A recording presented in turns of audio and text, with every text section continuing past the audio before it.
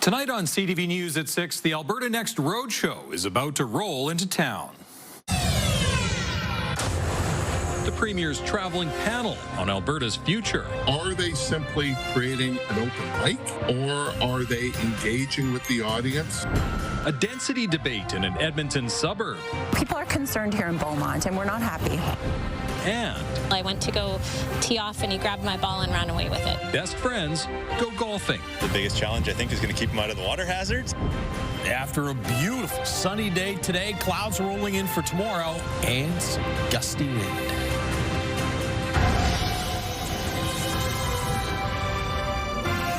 CTV Edmonton, local breaking news with Jeff Hastings. Good evening. Premier Danielle Smith is chairing the first of 10 town halls on Alberta's future this evening. The Alberta Next panel aims to take the temperature on a number of UCP pet projects and grievances with Ottawa, including an Alberta police force, pension plan, and tax changes. CTV's Jeremy Thompson joins us now in studio with a closer look at what's up for discussion. Jeremy, this panel may have some people feeling some deja vu. Yeah, Jeff, Albertans could be forgiven for feeling like they have provincial panel whiplash. Premier Smith did a series of town halls last summer for UCP members. The year before, her government organized a panel on a potential Alberta pension plan, and way back before the pandemic, then Premier Jason Kenney set up a public consultation similar to Alberta Next called the Fair Deal Panel. They distilled what they heard into an historic document that is thorough, thoughtful, and constructive in its 25 recommendations. Kenney's Fair Deal panel touched on topics like trade, equalization, pipelines, provincial police, an Alberta pension plan, and more. This new panel aims to consult Albertans for fresh thoughts on many of those same issues, plus a deeper look at immigration policy and collecting our own income taxes. Alberta separation will also be top of mind. The meeting in Red Deer this evening is the first of 10 in-person town halls. The next one is tomorrow in Sherwood Park, with the rest spread through August and September. You need to secure free tickets to attend. One political scientist says this Alberta Next panel is unique because the Premier herself is chairing the meetings. Dwayne Bratt will be watching to see who is able to attend and whether participants stay on the government's preferred topics. Because the Premier is there, are you going to see other questions emerge about AHS procurement, about coal mining, about book banning in schools that aren't on the agenda? Do they get up there? If you can't make any of the in-person meetings, there will also be 2 town halls online in October. And this is all meant to inform the referendum questions the government is promising to ask the public next year. The Alberta NDP is hosting its own series of town halls starting in mid-August, calling it the Better Together Summer. Jeff. All right, thank you, Jeremy. It's Jeremy Thompson for us tonight. Threats of violence against the South Asian community have prompted another Edmonton Police Town Hall. The Town Hall will be held Monday, July 28th in Mill Woods at the Southwood Community League. Police say they're investigating a small number of threats against the South Asian community. The Town Hall will be a chance for people to discuss their concerns with police. Last year, police held a Town Hall for the South Asian community after a series of violent extortions and arsons targeted at home builders. Police haven't said what the current threats involve. You'll need to register online beforehand. A Calgary police officer has been charged with 2 counts of second-degree murder following a shooting 2 years ago. The shooting happened after what police at the time called a slow-speed pursuit. Today, Alberta's police watchdog says evidence it reviewed provides reasonable grounds to move forward with charges. CTV's Tyson Fedor reports. Calgary Police Constable Craig Stothard, seen here from a CTV News story in 2018, is facing 2 counts of second-degree murder in the shooting deaths of 2 men. Surprised by the rarity of these charges in related to Canadian policing. A rare charge for a police officer in Canada to face. On May 29th, 2023, police responded to reports of a stolen cube van driving erratically but very slowly along Memorial Drive near Reconciliation Bridge. Police said officers pursued the vehicle and tried to intercept it with a barricade of police cruisers. The driver did not listen. Police opened fire and Levon Fox and Wesley Davidson were killed. A 3rd man was taken into custody. We recognize the profound impact that this incident has had and will continue to have on all involved. Many lives will and have been impacted forever. Alberta's Serious Incident Response Team investigated the case for more than 2 years. It recommended the charges following evidence it gathered. The chief did not name the victims, but did refer to Fox's Indigenous heritage. This news today does not change the fact that we are committed to providing equitable and culturally respectful policing services and embracing Indigenous worldviews. The 51-year-old officer involved is a 15-year veteran of the Calgary Police Service. We can't give the officer the benefit of the doubt that just because he's a police officer and has had the training, that his actions were justifiable. The Crown has made a determination that they think they can get a conviction. So it's going to have to play out in a court of law. People who live in a Beaumont neighborhood say they feel misled by a 4-story apartment building sprouting up in the middle of their community. The city says their confusion is understandable, but the project follows the city's rules. CTV's Connor Hogg has more. People are concerned here in Beaumont, and we're not happy. People who live in Beaumont's Dancero Meadows neighborhood say they're frustrated and disappointed. The target of their hard feelings, this complex. We're just looking for a little bit more communication into how we can mitigate some of these issues. This is the front of the building then. The plot of land was supposed to be home to 12 units. The city of Beaumont says those original plans fell through in 2019. The city approved a new 54-unit building in 2024. It says the proposal met the city's land use bylaw. A petition against the project has more than 1,000 supporters. I can already see the top of the first story from my back deck, and I will lose all of the sky that I can see. Barb Valentine backs onto the site. Along with others, she's concerned about privacy, parking, and whether there will be enough space on this alley road to get to her garage. There's no public transit to speak of in Beaumont. There are going to be so many vehicles trying to find parking space. The city of Beaumont has amended its parking space rules since this project was approved, but the new guidelines are not retroactive. In a statement to CTV News, the city says residents' confusion is understandable. However, there was no intent to mislead the public about how many units the building would contain. It says current infrastructure will be able to handle the population increase. While consultation with homeowners is not required under the land use bylaw, the city says council has approved changes that will improve communication about development in the community. Some say the project is pushing neighbors away. I have some great neighbors. They're moving on. Some will be moving out of province. Some will be moving to other neighborhoods in Beaumont. I feel sick when I see this. I'm sure I just feel sick. People who signed the petition say they're not opposed to the project, but would like to see fewer units. In Beaumont, Connor Hogg, CTV News. A player with the Edmonton Riverhawks is one step closer to the big leagues. Pitcher Carson Latimer was taken in the 12th round of the Major League Baseball draft by the Cincinnati Reds. Latimer is from Delta, BC, and was one of the 19 Canadians selected during the draft. Riverhawks head coach Jake Lanferman says while his team is losing a talented pitcher, he's really excited for Latimer's new opportunity.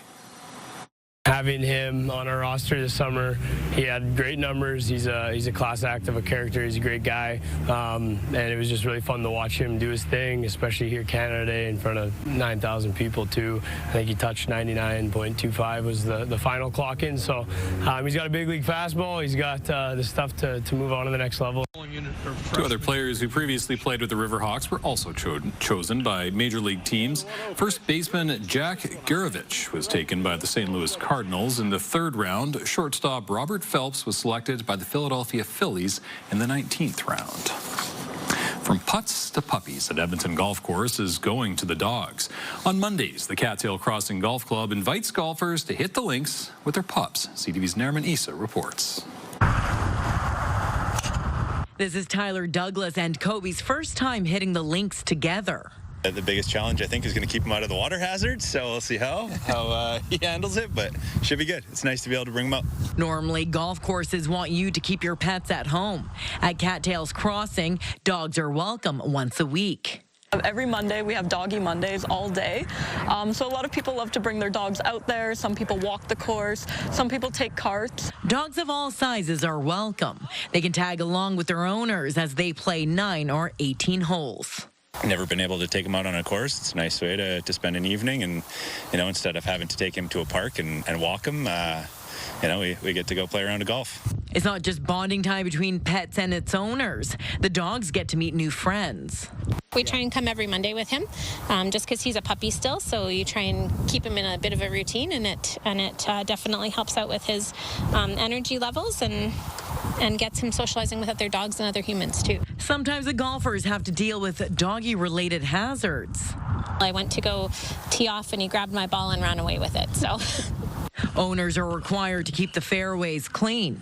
Obviously things happen, but yeah, just making sure that you're taking them probably closer to a tree in the rough there. Staff say the response to Doggy Mondays has been positive. A lot of people absolutely love bringing their dog out here. Even people who don't have dogs, they love seeing dogs out here. Doggy Mondays runs until the end of golf season. Naranisa, CTV News, Edmonton. It was a beautiful day for your round of golf this morning, Josh, at Cattail. Yeah, it was good. And I met some nice people, Dave and Dobrila and Joseph, who were all there to watch me chip in on 18, which was... I just threw my club down. I was like, that's it. The round's done. 22 degrees for a daytime high today, or 23 for a daytime high, 22 the current temperature, 20s and 21s outside the city, 24 the average high. So it was a cool start to the day at just 6 degrees this morning. In fact, outside the city, we had 3 degrees at the International Airport. Coolest morning in about 3 weeks in the Edmonton area. But even with that chilly start, we still almost got back to average today. Here's what it looks like outside right now with the CTV drone. It's been blue skies all day, and that continues to be the case. A little bit of cloud cover way off to the west and northwest that'll start to spread its way in overnight tonight. But for the rest of this evening, light wind, nice mild temperatures, spectacular evening here in the Edmonton area. There's that cloud cover off to the northwest. That'll push in overnight tonight. And then tomorrow, I mean, right now, from Lloydminster south into the Medicine Hat region, you have an air quality advisory. And tomorrow, not only clouds, but maybe some of that wildfire haze in the Edmonton area. 11 degrees to start. Won't be anywhere near as sunny as today, and it does look like the wind is going to pick up. So we'll get to, again, about 22, maybe 23 for a daytime high. Won't feel as nice as today, though, without the sunshine and with gusts to about 30 or 40 kilometers per hour. We'll talk a little bit more about that and the chances for that wildfire haze later in the newscast. Thank you, Josh. Still ahead on CTV News at 6, a neighborly relationship turns threatening. Trying to, destroy or damage a property, or worse, can hurt someone one day. Why police say there's nothing they can do. It's not a crime, it was an error, and we just like to fix that error and bring the painting home. And the National Historic Site in southern Alberta tries to track down a painting mistakenly sold at its gift shop.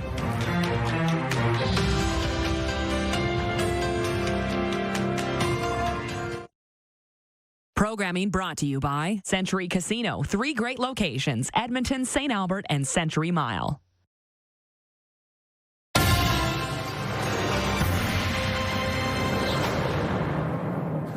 An Alberta family is worried after a neighbor was caught on camera holding weapons, destroying their property, and shouting racial slurs. While police say it's a mental health matter, the family thinks police and political leaders need to do more. CTV's Alicia Fieldberg reports. A peaceful neighborhood in southeast Calgary is where Joffrey Davila and his family have lived for 12 years. But a neighbor's bizarre behavior has them thinking about moving. This is really home for me, so it's kind of hard. When his truck was vandalized, he installed security cameras. Later, video captured a neighbor on the driveway holding hatchets and shouting racial slurs before chopping into their planters. Davila called 911, but says the responding officer called it a mental health incident and never followed up. I just don't want someone to get hurt. I don't want him to get hurt, or he can hurt someone else. Last week, he called 911 again after video caught the neighbor kicking Davila's garage. Then again that night when they woke to loud sounds and saw this video of the neighbor with hatchets at the front door, once again shouting slurs. Oh, it's terrifying. I was shaking. I don't really get scared. but that one scares me. He gave an officer his videos, and days later, after CTV called police, he got a text saying police are still investigating. CPS says it received 4 complaints, but says, while the behavior is concerning to police, there is currently insufficient evidence to support criminal charges. Officers work closely with mental health specialists. Once an individual is then supported and addresses that, these behaviors should be mitigated, but it's tough. I do emphasize with it the situations. But one legal expert says that's not good enough. When you have a neighbor standing in front of your front door with 2 hatchets spewing racial epithets, that's an offense in the Criminal Code of Canada. Police are dealing with fire here. The police have got to up their game here. Davila wants action, and not just for his family. There's a mental issue involved. Of course, they need help, right? But us too. We need help. We need peace of mind. I want my house to be my sanctuary. Alicia Fieldberg, CTV News, Calgary. Legal experts say homeowners in situations like this could file complaints against police. You can also get a restraining order for property damage concerns, but it can take months and could include legal fees. RCMP in southern Alberta are looking for a man who stole a pride flag while making a Nazi gesture. It was caught on security video Sunday night. The video shows a man walking up to a home in High River. He then makes a Nazi salute and then rips a flag off the front porch. While walking away, he makes another gesture towards the camera. RCMP is asking anyone who knows the man to contact them or Crime Stoppers. Alberta Health Services is warning of a potential measles exposure in Jasper. The health authority says a person with measles may have stayed at Whistler's Inn from last Monday, July 7th at 10 p.m. to July 8th at noon. The person may also have been at the Montana's restaurant on the 7th between 6 and 9 p.m. Anyone who was also at those places during the specified times may be at risk for developing measles. As of this afternoon, 1,323 measles cases have been reported in Alberta. The Bayou Ranch National Historic Site aims to be authentic. Even the gift shop is adorned with relics and artwork celebrating Alberta ranching. One of those items was recently sold by mistake. Now, friends of the Bayou are hoping to recover it. CTV's Stephanie Thomas explains. About an hour south of Calgary, the Bayou Ranch is a throwback to a time when the buffalo roamed. This painting by Corey Bawalda imagines the landscape and the bison on the Western Range before the Bayou Ranch came to be. It hung here on the wall until last week. What were the chances of somebody walking in, seeing that, and going, oh, how much is that? Is that for sale? The staff member who sold it didn't realize the piece wasn't for sale and was owned by the gift shop general store, managed by the Friends of the Bayou. We had the perfect storm. We had a brand new staff member. She had opened the store like 10 minutes earlier. It was sold for what the store bought it for a year ago, but the price tag isn't being shared. The ranch estimates it's worth about $10,000 if it was ever put up for sale. However, the artist says it was a priceless addition to the ranch. I paint because I enjoy it, but it's not the monetary value of it or anything. To me, it means more to me to have it there. To celebrate Canada's Western history. And it's the only spot in Canada that celebrates that authentic sort of evolution of ranching in Canada. A Facebook post regarding the painting is getting hundreds of shares. It's not a crime, it was an error, and we just like to fix that error and bring the painting home. She says the store is offering a full refund. Stephanie Thomas, CTV News, Longview. An Alberta veteran is preparing for a bike ride in support of a cause close to his heart. Retired bombardier Jeff Lowe and his wife will be cycling more than 650 kilometers across the state of Iowa starting this Saturday. Lowe was part of the Canadian Armed Forces for 10 years. He was forced to retire in 2008 because of an injury. He battled both PTSD and depression. He's raising money for the Veterans Association Food Bank, which helped him out during his first medical crisis.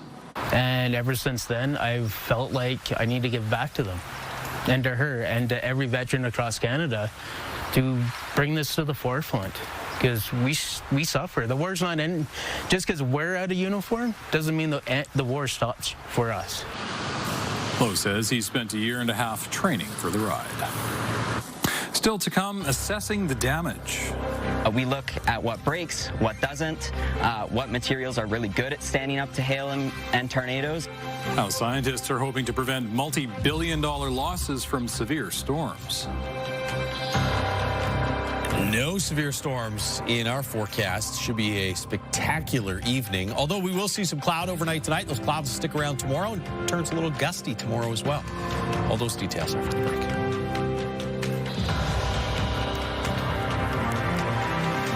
Programming brought to you by James H. Brown Injury Lawyers, the heavy hitters of injury law.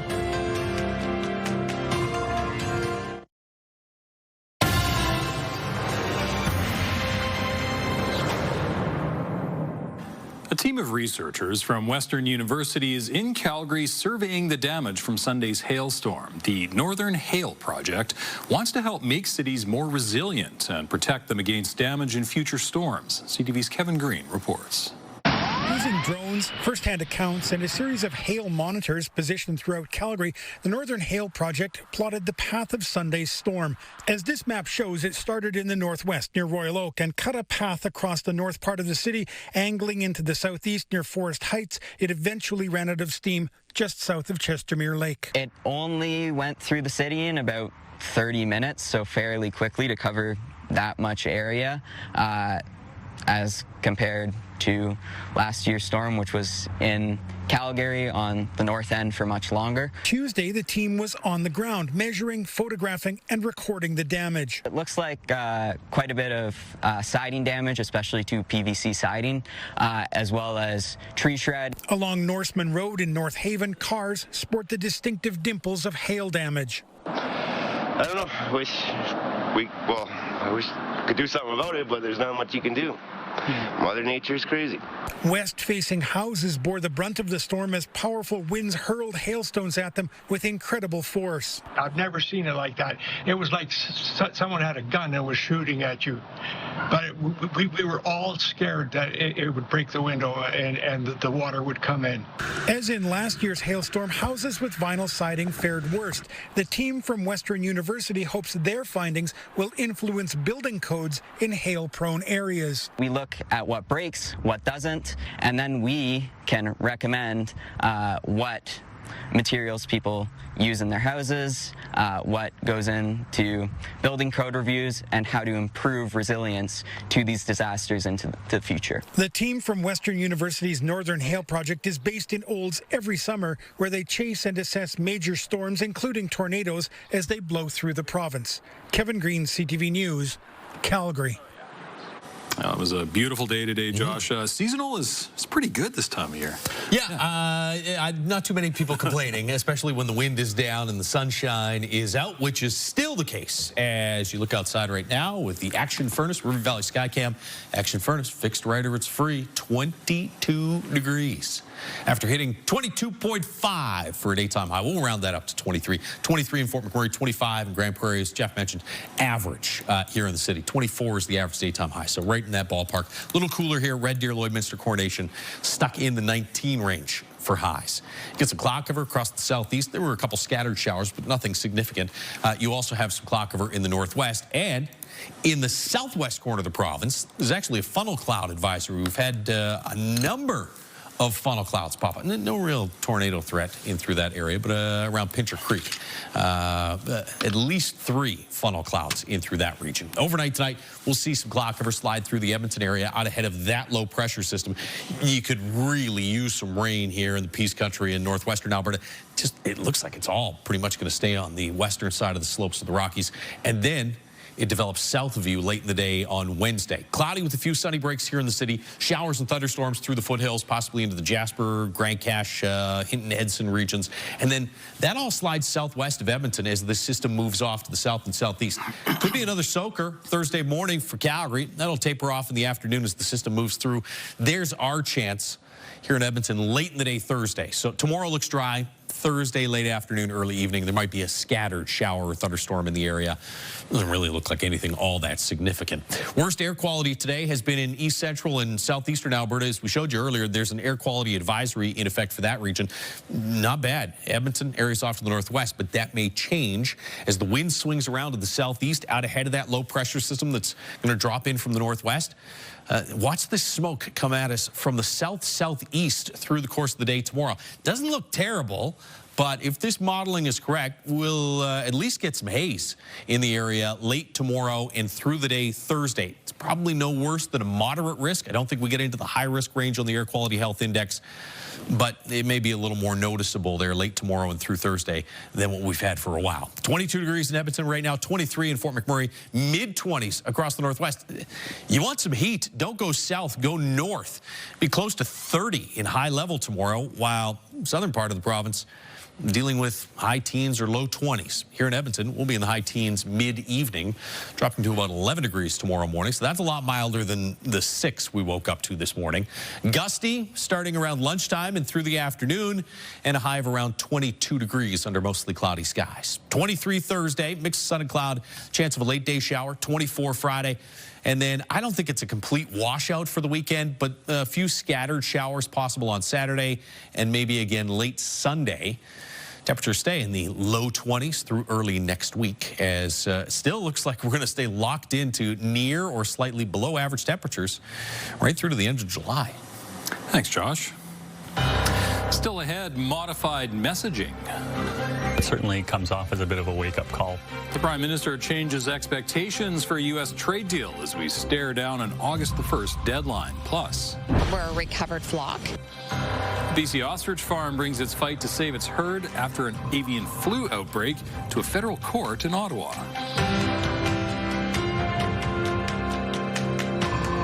Programming brought to you by James H. Brown Injury Lawyers, the heavy hitters of injury law. Programming brought to you by Federated Co-ops. Find your summer sweepstakes. Unlock your chances to win at your local co-op.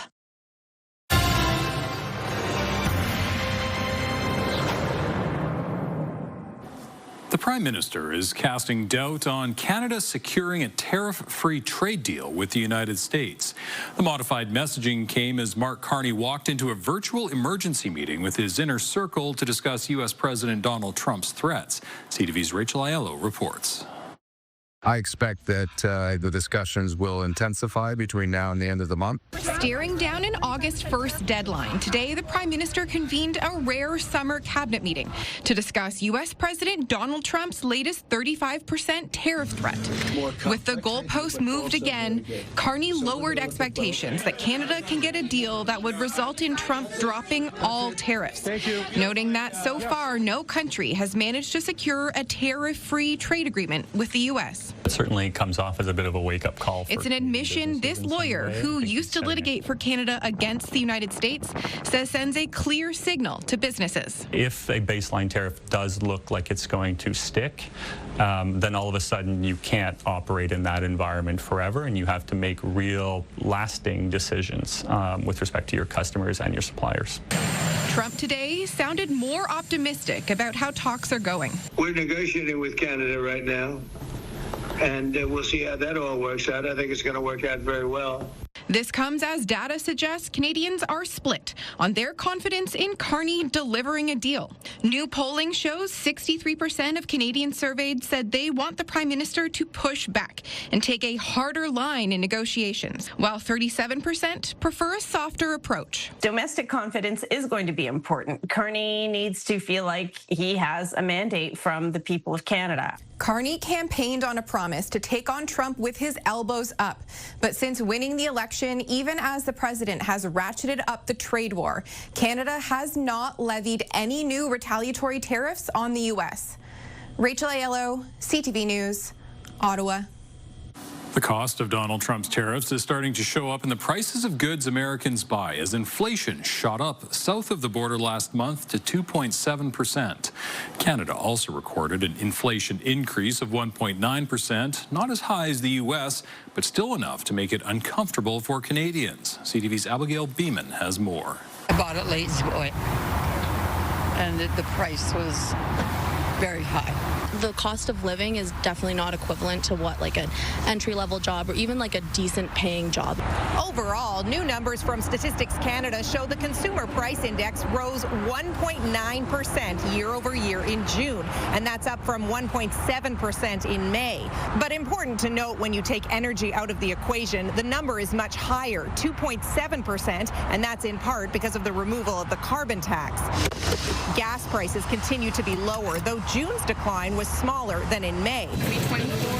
And of course, many people are focused on the cost of food. The good news for your grocery bill is food prices are increasing at a slower pace, largely driven by a decline in vegetable prices, specifically helped by cheaper onions and cucumbers. And car prices are up 4.1%. Used cars jumped 1.7%, and that's the first year-over-year increase in 18 months. Statistics Canada doesn't have much to say about the impact of U.S. tariffs, with some economists believing it may be too early to feel the impact. If anything, that should be depressing prices because it's restricting our exports, that's weakening our markets, but I don't think that's having a big impact. We didn't levy counter tariffs on many things, and we've already pulled back on a number of them. These numbers are the last look the Bank of Canada has at price data before the next interest rate decision. That's coming July 30th. The key interest rate currently sits at 2.75%. Abigail Beeman, CTV News, Ottawa. A person has been arrested after allegedly hijacking a small plane in Victoria and landing it at Vancouver International Airport. Social media videos show at least 5 RCMP vehicles stopped behind a plane on the tarmac. A witness reports the Cessna was chased on the runway by law enforcement before the pilot eventually stopped and was arrested. RCMP say the pilot was the only one on board and was taken into custody. At least 9 flights were diverted, others were delayed. A Western Canadian ostrich farm has been fighting to stave off an order to cull its remaining herd after dozens of birds were infected by avian flu last winter. Today, the fate of the 400 birds was taken all the way to the Federal Court of Appeal in Ottawa. CTV's Judy Trin has the latest. The fight to save these ostriches has moved from remote BC to a federal courtroom. The ostrich farm owners are appealing an order by the Canadian Food Inspection Agency for a mass cull after positive tests for avian flu. The owners say the remaining herd has recovered. We have almost 400 ostriches that are 182 days healthy today and loving life. The court heard that the CFIA made their decision in just 41 minutes after getting 2 positive tests for H5N1 in December. 69 birds did die in the avian flu outbreak. Not all were tested. The owners lost their previous court challenge in May, but their case has gained support from Donald Trump's administration. Former American TV host Mehmet Oz offered to provide the ostriches sanctuary at his Florida ranch, while Secretary of Health Robert F. Kennedy Jr. wrote a letter asking Canadian authorities to spare the birds in the name of science. We're a recovered flock. We offer so much more opportunity to Canada than we do live, than we do slaughtered. The owners say the ostriches are also being used in COVID research to develop antibodies, but the Food Inspection Agency denied them a research exemption because they did not provide documentation of the studies. Supporters of the farm say this is an example of government overreach. The health department needs to look after other issues, not kill off someone's livelihood. But virologists say avian flu can remain in the herds without symptoms, and a mass culling is the most effective way of preventing spread of the disease. Stop the virus roll of the dice, and we do that by stopping the virus whenever we can. Don't give it an opportunity to pass through animals. Don't give humans an opportunity to come into contact. It's unlikely for the Federal Court of Appeal to render its decision today, but if they lose, the farm owners say they will take their fight all the way to the Supreme Court. Judy Trin, CTV News, Ottawa. Wildfire smoke is stretching across large parts of the country, and in some places, people are also dealing with stifling heat and humidity. Environment Canada is raising concerns about smoke, haze, and heat in parts of every province. Much of eastern Alberta is under a special air quality statement, as is western Saskatchewan. Parts of central Saskatchewan are under a warning. Heading east, the concern turns to high temperatures, with heat warnings issued for parts of Ontario, Quebec, and the Atlantic provinces. Less than a week after devastating flooding in Texas, torrential rain and flash floods have swept across the U.S. Northeast. This is New York City as floodwaters rush through subway stations, stranding passengers inside trains. More than 5 centimeters of rain fell on Central Park in the span of an hour. In New Jersey, where the governor has declared a state of emergency, a car was swept away with 2 people inside. And police in New York City have shared drone video of recent subway surfing. Police drones in New York spotted 4 kids riding on top of a subway car. Officers later boarded the train and took all of them into custody. 2 of them are only 12 years old. The arrests come after a teen died on top of a New York subway train earlier this month. Police believe he was also subway surfing. Still to come, pressure on Canada's power grid. The grid that we have today has not been designed for accommodating such extreme scenarios. Possible solutions as experts raise concerns that our electricity grid can't keep up with more frequent and more severe weather. Plus, it's more of a nuisance with the adult moths flying around. Why Central Alberta is dealing with an influx of moths.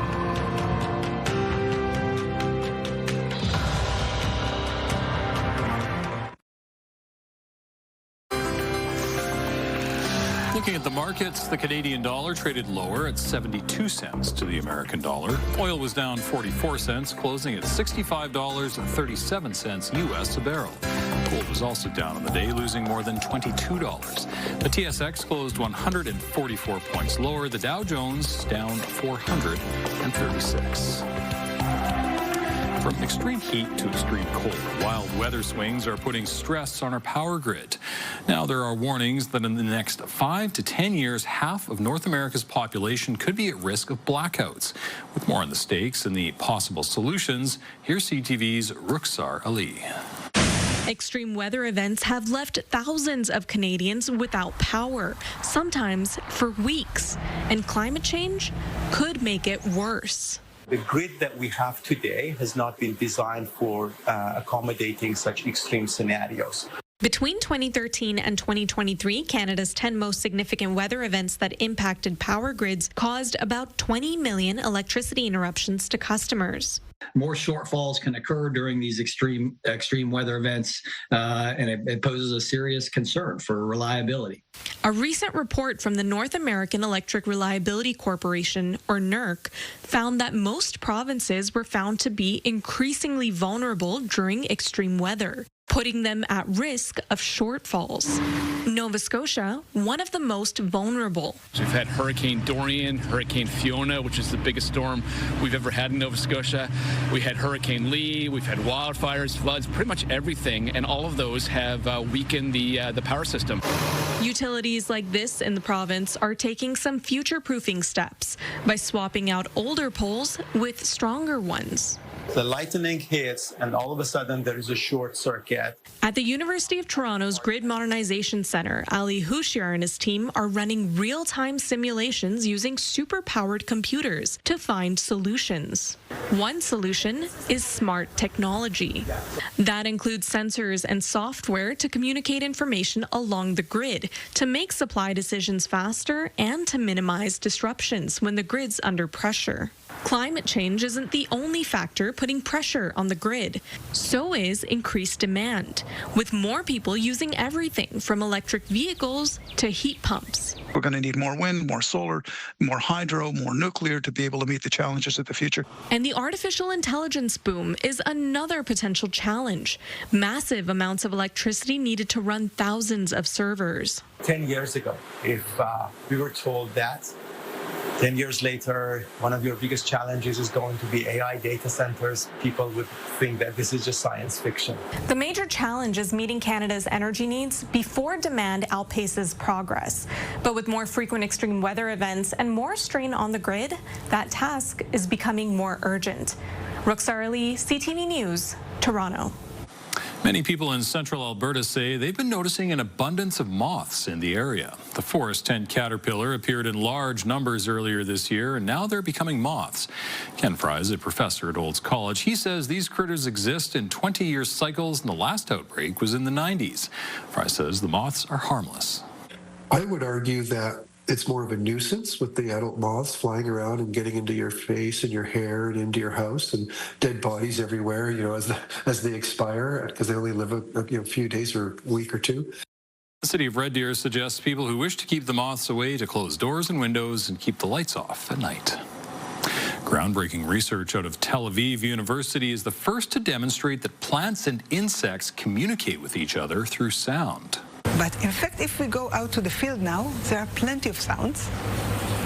And here we've seen that there are animals that are capable of making sense of these sounds. Current findings build on their previous research showing how plants emit clicking noises that sound similar to popcorn popping, 1 click per hour when healthy, and dozens of clicks when under stress. This study revealed that female moths can detect distress signals emitted from those plants to choose a healthy spot to lay their eggs. Coming up, the nominations are in. The Studio. This is a new show, and I think it's going to shake up this category. Several Canadians make the cut for this year's Emmy Awards.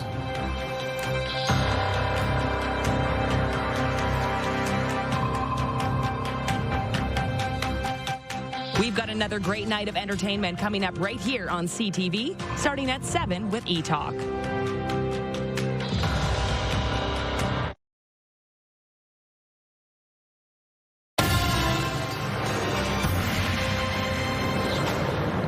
The nominations for the 77th Annual Emmy Awards were revealed today. Severance dominated in nominations, but there are other series nipping at its heels. CTV's Andrea Case now on some of the other nominees, including some Canadians. Ever since I came to the studio as a kid and went on the tour, being the head of Continental is the only job I've ever wanted. It was good news for Vancouver's Seth Rogen. He created and stars in the Apple TV Plus comedy, The Studio. The Studio. This is a new show, and I think it's going to shake up this category. The comedy about the behind-the-scenes workings of a Hollywood movie studio will go up against Abbott Elementary, The Bear, Hacks, Nobody Wants This, Only Murders in the Building, Shrinking, and What We Do in the Shadows. Rogen will face off against fellow nominees in the Outstanding Actor in a Comedy series with fellow Canadian Martin Short, Adam Brody, Jason Segel, and Jeremy Allen White. White stars in The Bear. While the debate continues whether or not The Bear is a comedy, it was nominated for the most Emmy Awards this morning. The Bear co-star Ayo Edebiri will go up against Uzo Aduba, whose show The Residence was told last week it will not be renewed.